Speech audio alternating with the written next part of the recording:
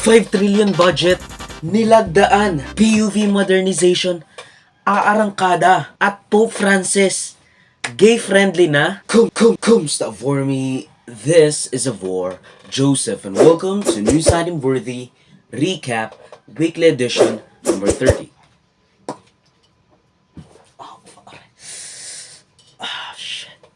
We have tons to cover for the 4th week of December 2023, so skip to the timestamps provided if it piques your interest. Kaya maganda na for the blazing selective summation.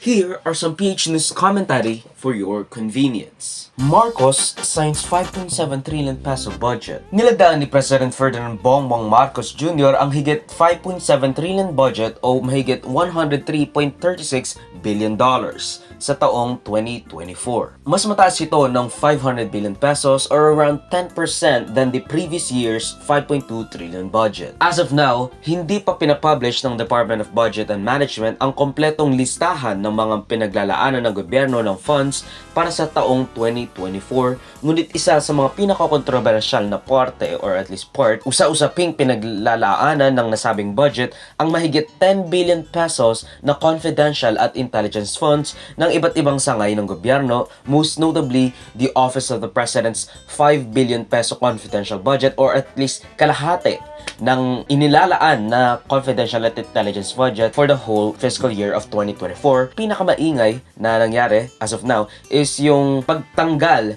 ng 650 million pesos na confidential at intelligence fund request ng Department of Education at Vice President Sara Duterte na nag-cause ng malawakang hidwaan between the Dutertes and the Marcos/Romualdez block of the government, with the whole populist lead of investigation regarding the 125 million peso transfer, or at least that's what the people call it, transfer from the contingent fund of 2023 to the confidential fund of around 200 million or 125 million confidential fund that was spent in 11 days, not 19 days. Although, kahit doblehin mo pa yung time scale ng pag-spend nila ng 125 million peso na confidential at intelligence fund, doesn't really make a difference to the fact na they spent 125 million peso in confidential fund na there should be some oversight between the spending of the 125 million peso, pati na yung even pag-transfer nila kasi walang line item because the Vice Presidents from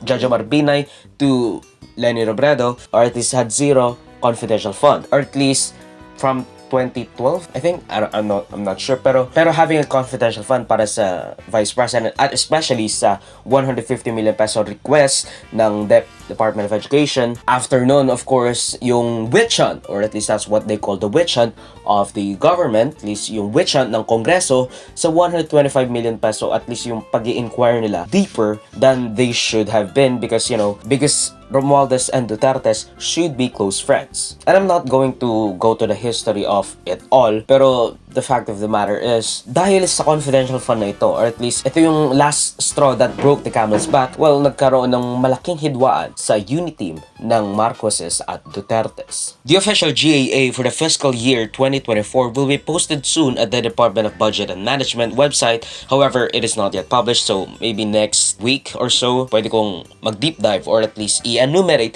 kung ano-ano yung mga paglalaanan ng budget ng ating gobyerno. Mayroong 8-point socio-economic agenda para sa Philippine Development Plan ang gobyerno o ang mga focus ng gobyerno for the entire term of President Ferdinand Marcos Jr.'s term. Una rito ang infrastructure development, which is like the BBM or Build Better More, food security because somehow sinasabi nila na 20 pesos ang isang kilo ng bigas, which as of now is like twice to 3 times what they wanted sa campaign period, and yung false narrative na there's some golden age of infrastructure and agriculture when Ferdinand Marcos Sr. was on his term at food security, when we are in the net positive digital transformation of the government para tanggalin yung mga bureaucrats or at least yung red tape na talamak sa ating mga ahensya. Enterprise development because SMEs, small, medium, and large enterprises. No, I don't know about large, pero small, medium enterprises, basically cultivating the entrepreneurship ng ating mga kababayan. Human capital development o pagfo-focus sa edukasyon,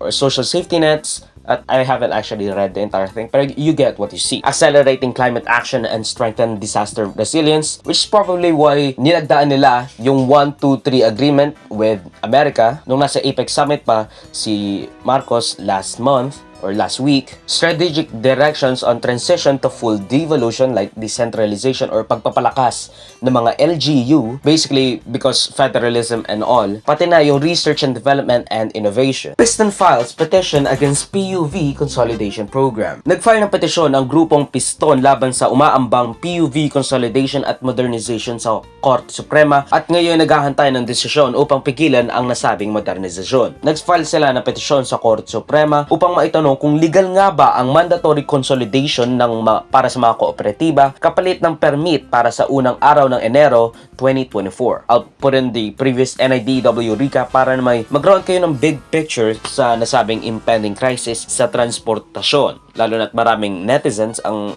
nagpupush para sa no to jeepney phase out.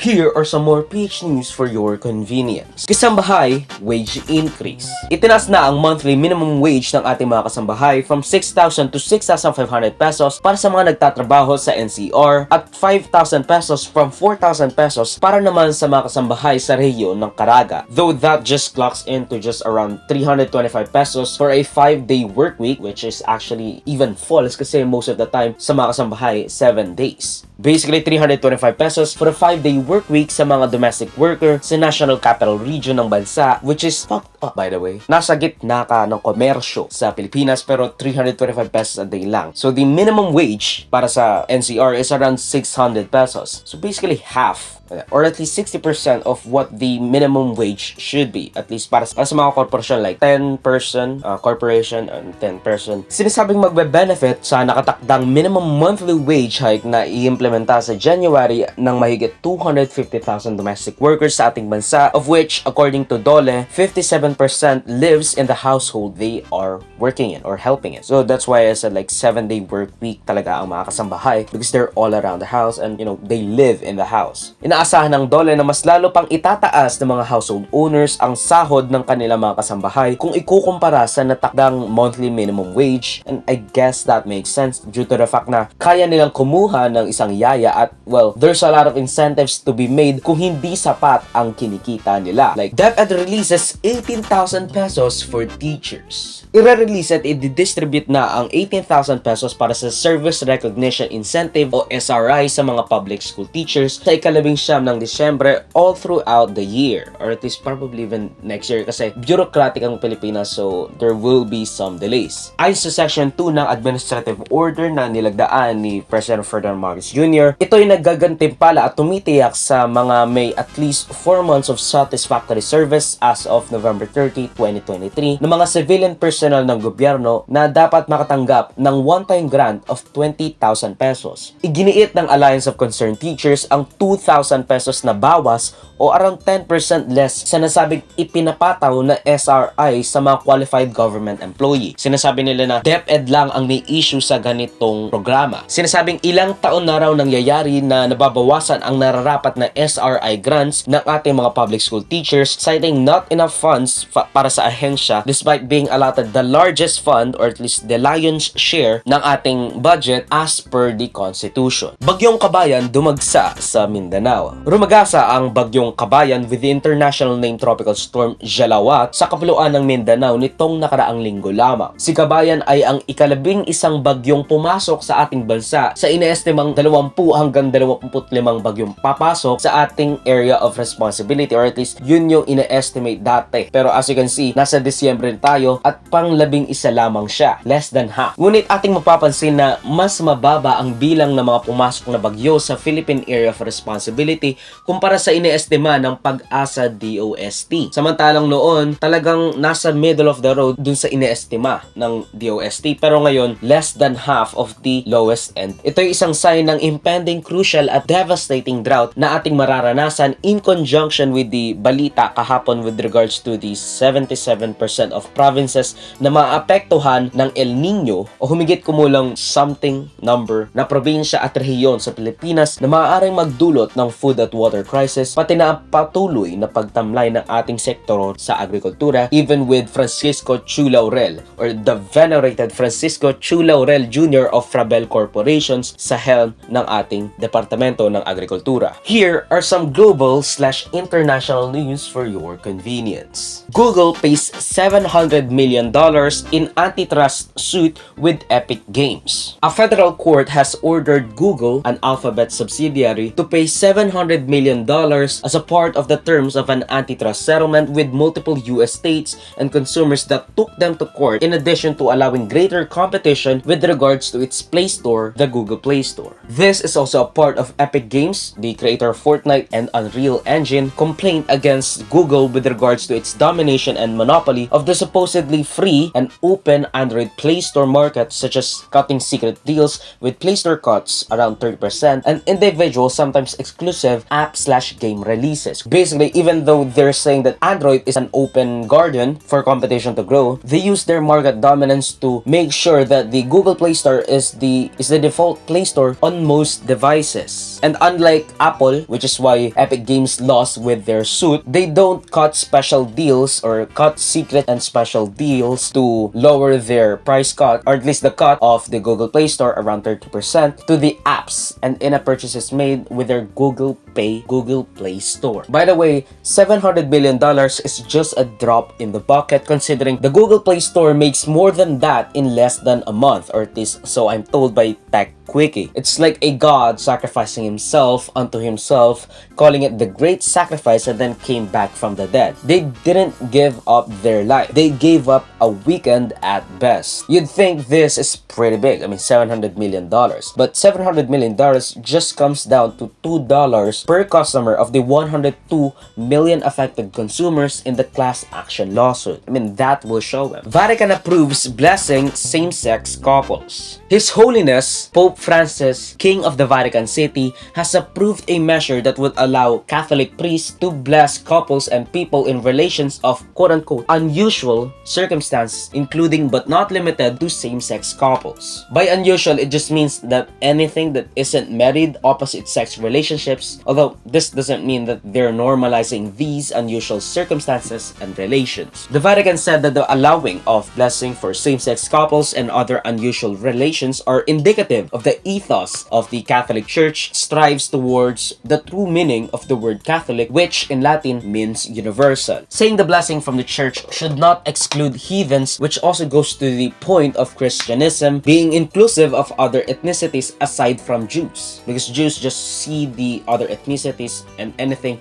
outside the ethnic background of the Jews as Gentiles. Everyone is a Gentile according to the Jews, which is why Christianism is not a sect of the Jewish faith. They're not blessing or legitimizing the same-sex couples in the church, rather blessing them even though they still think they're going to hell. And it's not the same as the marriage between men and women, or at least the blessing between men and women, but you know, they can't alienate too many people else they would fall into irrelevancy further than they already have. The internalization of self-hate, blame, to feel ashamed and to judge things as plain right or wrong that their dogma perpetuates is too much. Basically, at least this resolution is progressive in the sense of the Catholic Church that used to do a lot of stuff to a lot of people, and those stuff are TOS. According to the Church, everyone is entitled to be given the opportunity to seek the Lord's blessing. However, it does not mean that the Lord blesses the union itself. Rather, the individuals are to be blessed that happens to be in the same-sex relations or any unusual relations, or is it that they are blessed as pairs like a couple without the bells and whistles and recognition of approval from the Catholic Church? I'm not really sure. This resolution is the same as self-righteous Christians saying, oh, I respect your opinion and bless you even though your opinion is wrong and trash. Times are changing but you're still going to hell. Explicitly or even subconsciously, implicitly, the faux Christian niceties. Just like Shirley Bennett. At yan ang pagtatapos ng News I Deem Worthy Recap Weekly Edition for roughly the 4th week of December 2023. Mag-suggest some more topics and or corrections to the balitas if you felt I misrepresented them in any way. Salamat sa mga panonood mga kabayang. For me, like, subscribe, and follow my links in socials and avoid Joseph that would be linked down below. Sa susunod muli, paalam. Psst.